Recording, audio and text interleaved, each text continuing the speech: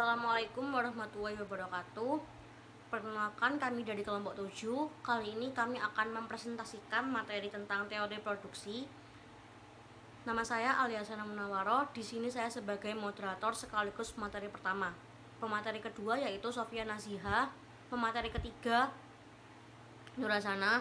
Pemateri keempat Maisha, dan pemateri kelima Angelina Rahmawati. Assalamualaikum warahmatullahi wabarakatuh. Perkenalkan, nama saya Aliasana Munawaro, NIM 73. Di sini saya sebagai pemateri pertama. Kali ini saya akan menjelaskan materi tentang pengertian produksi, fungsi produksi, dan hukum atau peraturan terhadap pertambahan produksi yang semakin berkurang. Baiklah, materi pertama saya akan menjelaskan tentang pengertian produksi. Produksi secara bahasa berasal dari bahasa Inggris yaitu to produce, yang memiliki arti yaitu menghasilkan. Selain itu, produksi memiliki arti yaitu proses menghasilkan suatu barang yang selanjutnya akan dinikmati oleh konsumen. Jadi, pada dasarnya, produksi merupakan proses menghasilkan suatu barang atau jasa, entah itu dalam bentuk barang atau itu dalam bentuk jasa, sebelum pada akhirnya barang atau jasa tersebut dinikmati oleh konsumen. Selanjutnya, pihak-pihak yang memproduksi atau pihak-pihak yang menghasilkan barang ini disebut dengan produsen. Selanjutnya yaitu fungsi produksi. Fungsi produksi sendiri memiliki pengertian yaitu suatu hubungan yang berada di antara beberapa faktor produksi yang telah diciptakan. Faktor produksi yang telah diciptakan yang telah dimaksudkan di dalam hal ini antara lain dibagi menjadi 4 golongan. Yang pertama yaitu tanah, yang kedua yaitu modal, yang ketiga yaitu tenaga kerja, dan yang keempat yaitu keahlian keusahawanan. Fungsi produksi menunjukkan jumlah maksimum barang atau jasa tertentu yang dapat diproduksi per periode waktu pada berbagai kombinasi sumber daya atas dasar tingkat teknologi tertentu. Untuk rumus fungsi produksi sendiri biasanya dinyatakan sebagai berikut. Q sama dengan F dikali K, L, R, T.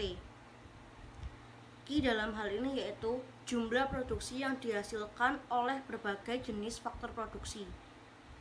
K yaitu jumlah stok modal, L yaitu jumlah tenaga kerja yang di dalam hal ini meliputi tenaga kerja dan keahlian keusahawanan, R yaitu kekayaan alam, dan T yaitu tingkat teknologi yang digunakan.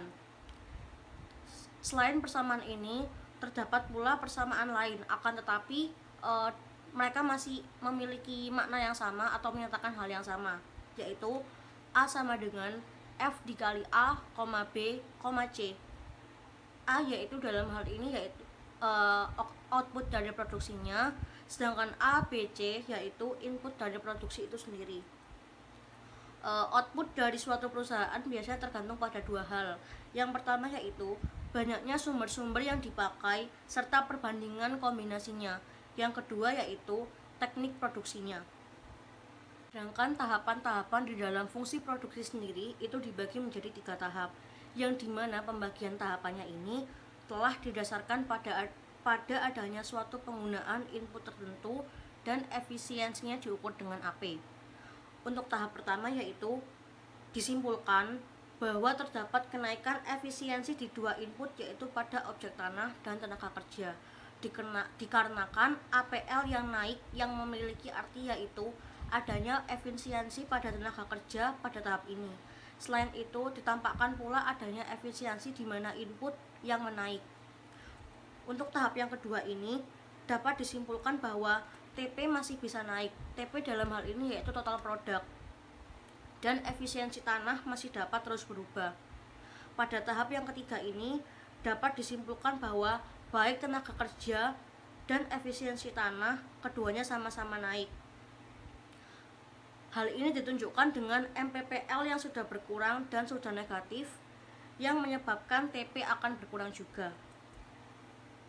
Baiklah, selanjutnya yaitu materi hukum atau peraturan terhadap pertambahan produksi yang semakin berkurang. Pada dasarnya, hukum ini tidak dapat dipisahkan dari teori produksi karena hukum ini merupakan bagian dari teori produksi. Pada hukum ini dijelaskan sifat pokok dari hubungan yang terjadi antara tingkat produksi dan tenaga kerja dengan tujuan untuk mewujudkan aktivitas produksi tersebut. Dalam hukum ini dijelaskan bahwa hukum hasil terhadap pertambahan produksi yang semakin berkurang dinyatakan bahwa hubungan antara jumlah tenaga kerja yang ada dan tingkat produksi dibagi menjadi 3 tahapan, antara lain yang pertama, pertambahan yang semakin cepat dari produksi total. Yang kedua, pertambahan yang semakin melambat dari produksi total. Yang ketiga, semakin berkurangnya produksi total. Sekian materi yang dapat saya sampaikan, selanjutnya akan dijelaskan oleh pemateri kedua. Terima kasih. Assalamualaikum warahmatullahi wabarakatuh. Perkenalkan, nama saya Sofia Naziha, NIM 017. Di sini saya akan menjelaskan tentang produksi total, marginal, rata-rata, dan optimum. Produksi yang pertama, produksi total adalah banyaknya produksi yang dihasilkan dari penggunaan total faktor produksi. Yang kedua, itu ada produksi rata-rata. Produksi rata-rata adalah rata-rata output yang dihasilkan per unit faktor produksi. Dan selanjutnya ada produksi marginal. Produksi marginal adalah tambahan produksi karena penambahan penggunaan 1 unit faktor produksi. Yang pertama saya akan menjelaskan perumusan tentang produksi total. Fungsi produksi total dirumuskan dengan TP sama dengan F K kali L, di mana TP itu adalah total produksi, K itu adalah modal, dan L adalah tenaga kerja. Secara matematis di situ produksi total akan maksimal apabila turunan pertama dari fungsi produksinya nilai sama dengan 0. Dalam hal ini turunan pertama TP adalah MP. Jadi TP maksimum pada saat MP sama dengan 0. Yang kedua, produksi rata-rata dirumuskan dengan AP sama dengan TP per L. Secara matematis, produksi rata-rata ini akan maksimum apabila turunan pertama dari AP sama dengan 0 atau P sama dengan 0. Dengan penjelasan matematis, AP akan maksimum pada saat AP sama dengan MP. Dan MP akan memotong AP pada saat nilai AP maksimum. Seperti contoh, ketika tenaga kerja yang digunakan adalah 2 orang. Nah, produksi totalnya adalah 400.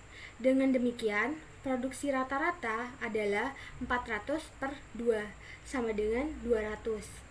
Dalam tahap pertama, jumlah produksi rata-rata semakin bertambah besar apabila dua pekerja saja yang digunakan. Produksi rata-rata hanya 200. Dan produksi rata-rata mencapai jumlah yang paling tinggi pada waktu jumlah tenaga kerja adalah 3 dan 4, yaitu pada pemula tahap kedua atau pada batas tahap pertama dan kedua, jumlah produksi rata-rata yang paling tinggi ini adalah 270. Nah, sesudah tahap ini, produksi rata-rata semakin lama akan semakin kecil jumlahnya.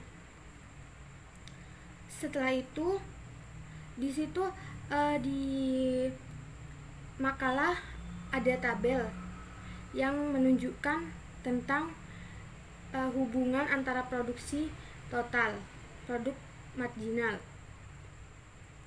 Pada awalnya, saat penggunaan tenaga kerja 1/6 orang MP masih berada di atas AP. Akan tetapi, pada saat pengguna tenaga kerja adalah 6 dan 7, MP sama dengan AP. Dan selanjutnya, apabila tenaga kerja ditambah, maka MP dan AP menurun. Tetapi, posisi AP berada di atas MP. Pada waktu MP itu adalah 0, maka TP mencapai titik tertinggi.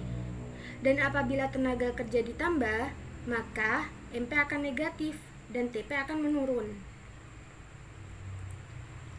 Selanjutnya di situ juga ada gambar yang menunjukkan kurva produksi, di mana total produksi itu, dan L adalah variabel.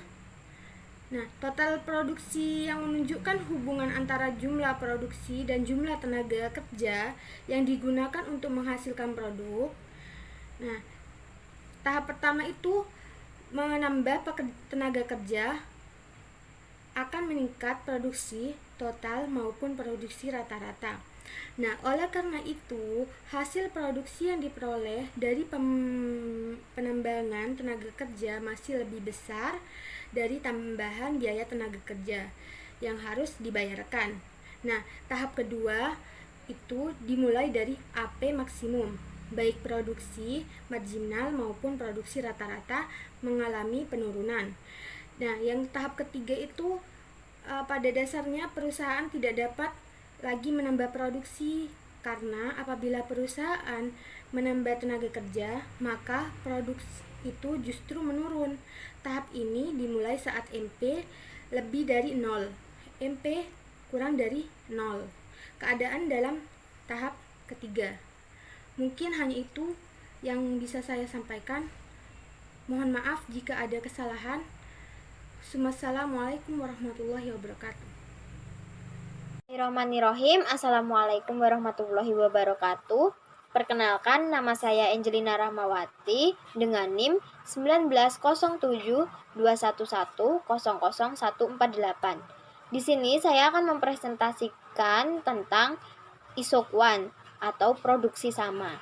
Isokuan memperlihatkan kombinasi atau gabungan antara dua macam input yang tidak sama yang dapat menghasilkan output yang sama.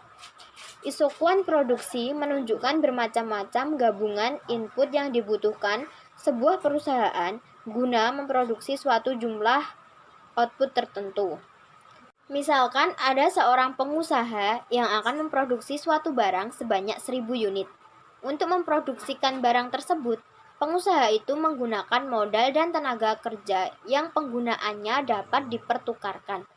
Di dalam tabel digambarkan 4 gabungan antara tenaga kerja dan modal yang akan menghasilkan produksi sebanyak pengusaha yang ditargetkan, yaitu 1000 unit. Produksi sama. Gabungan A memperlihatkan bahwa 1 unit tenaga kerja dan 6 unit modal yang bisa memperoleh produksi yang diharapkan tersebut. Gabungan B memperlihatkan bahwa 2 unit tenaga kerja dan 3 unit modal. Gabungan C memperlihatkan bahwa 3 unit tenaga kerja dan 2 unit modal. Dan yang terakhir, gabungan D memperlihatkan bahwa yang dibutuhkan adalah 6 unit tenaga kerja dengan 1 unit modal. Kurva IHI dibentuk berdasarkan gabungan antara tenaga kerja dan modal yang ada dalam tabel. Kurva tersebut dinamakan dengan kurva produksi sama atau bisa disebut dengan isokuan. Ia menggambarkan bahwa gabungan antara tenaga kerja dan modal yang akan mendapatkan satu tingkat produksi tertentu. Dalam contoh tersebut, yang dibuat tingkat produksi adalah 1000 unit. Ketiga kurva tersebut, yaitu IHI1, IHI2, dan IHI3 menggambarkan tingkat produksi yang berbeda-beda, yaitu berturut-turut sebanyak 2000 unit, 3000 unit, dan 4000 unit. Masing-masing kurva yang baru tersebut memperlihatkan gabungan-gabungan dari tenaga kerja dan modal yang diperlukan guna mendapat tingkat produksi yang diperlihatkannya. Sifat-sifat dari isokuan. Berikut ini beberapa sifat dari isokuan, yaitu isokuan yang lebih jauh dari titik nol menunjukkan tingkat output yang lebih tinggi. Setiap tingkat output memiliki isokuan tersendiri, dan isokuan yang lebih jauh dari titik nol memperlihatkan tingkat output yang lebih tinggi. Kedua, isokuan miring dari ke kanan bawah. Isokuan mempunyai slope negatif. Ketiga, isokuan tidak saling berpotongan karena tidak ada dua isokuan yang saling berpotongan. Contohnya seperti berpotongan tegak lurus, maupun bertemu satu titik. Keempat, isokuan biasanya cembung terhadap titik nol. Isokuan menjadi semakin datar apabila kita bergerak ke arah bawah sepanjang kurva. Demikian presentasi yang dapat saya sampaikan. Kurang lebihnya mohon maaf. Wassalamualaikum warahmatullahi wabarakatuh.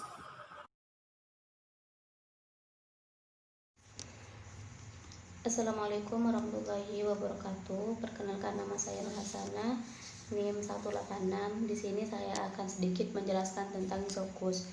Di mana isokus atau garis biaya yang sama, di mana isokus sendiri merupakan garis yang menggambarkan gabungan faktor-faktor produksi yang dapat diperoleh dengan menggunakan sejumlah biaya tertentu. Terdapat beberapa faktor yang harus terpenuhi agar dapat membuat garis biaya yang sama. Yang pertama yaitu harga faktor produksi yang digunakan, dan yang kedua jumlah uang yang tersedia. Agar dapat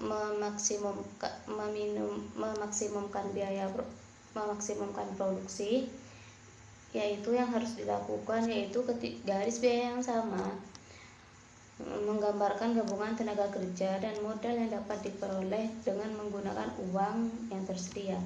Untuk meminimumkan biaya dapat dilihat bahwa kurva itu dipotong atau disinggung oleh garis-garis biaya yang sama di 5 titik, yaitu pada titik A, B, Q, dan R, dan juga P. Titik-titik ini menggambarkan gabungan-gabungan tenaga kerja dan modal-modal yang dapat digunakan untuk menghasilkan produk sebanyak yang diinginkan.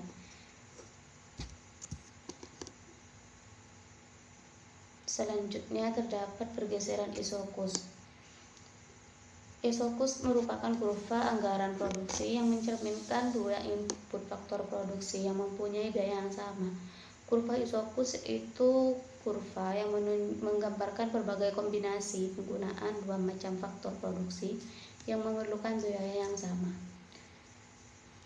Konsep isokus adalah biaya yang digunakan dua input faktor produksi tersebut untuk mempunyai biaya yang sama meskipun output yang dihasilkan nanti tidak sama.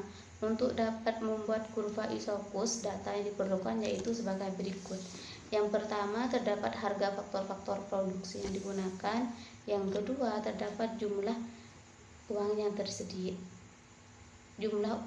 tersedia untuk membeli faktor-faktor produksi tersebut. Demikian presentasi dari saya, kurang lebihnya mohon maaf. Wassalamualaikum warahmatullahi wabarakatuh. Assalamualaikum warahmatullahi wabarakatuh. Perkenalkan, nama saya Maisyah, NIM 076, sebagai pemateri terakhir dari kelompok 7. Saya di sini akan menjelaskan tentang pergeseran isokus. Isokus adalah kurva anggaran produksi yang mencerminkan dua input faktor produksi yang mempunyai biaya yang sama. Kurva isokus yaitu kurva yang menggambarkan berbagai kombinasi penggunaan dua macam faktor produksi yang memerlukan biaya yang sama. Konsep isokus adalah biaya yang digunakan dua input faktor produksi tersebut mempunyai biaya yang sama meskipun output yang dihasilkan nanti tidak sama. Untuk dapat membuat kurva isokus, data yang diperlukan ada dua, yaitu yang pertama yaitu harga faktor-faktor produksi yang digunakan, dan yang kedua jumlah uang yang tersedia untuk membeli faktor-faktor produksi. Perubahan kurva isokus bisa terjadi disebabkan oleh 3 hal.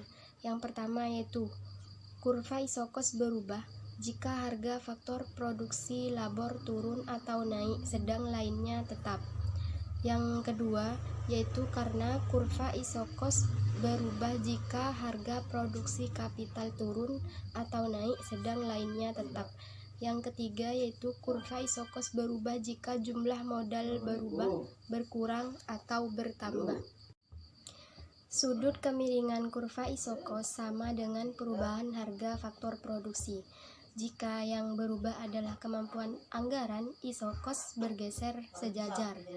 Ciri-ciri kurva isokos yaitu kurva isokos dapat memiliki sudut kemiringan yang negatif maupun positif, dan semakin besar isokos, semakin besar hasil yang diperoleh, begitupun sebaliknya. Sekian penjelasan dari saya. Wassalamualaikum warahmatullahi wabarakatuh.